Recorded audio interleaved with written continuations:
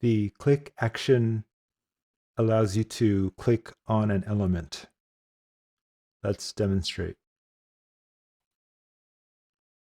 First, we're going to manually click a button. This test 1 button here has this HTML code. And it also has an event handler where if you click it, and we're going to manually click it now to test it, it will show this label to prove that it works. So we're going to create a click action that clicks this button, and when we reload the page, it should say clicked.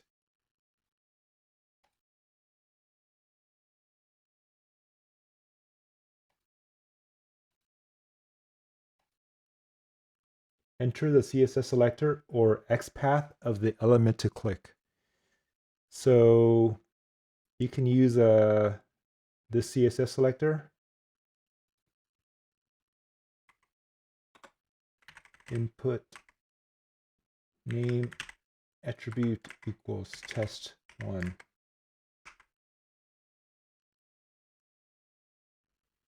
And if you want to be sure that a CSS selector will work, will match this element, here's a quick tip. You can open up the DevTools console.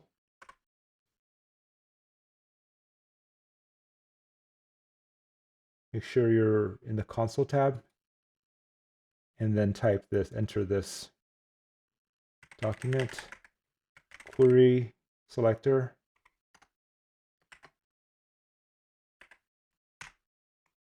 paste in what you entered in the name column, and it should return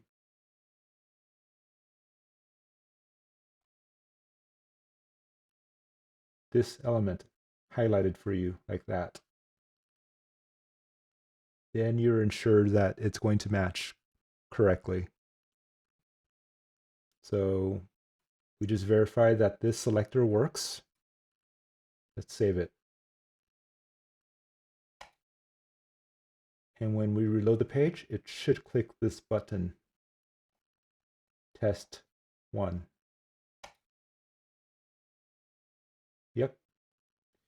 There you go. Simple as that. Until next time.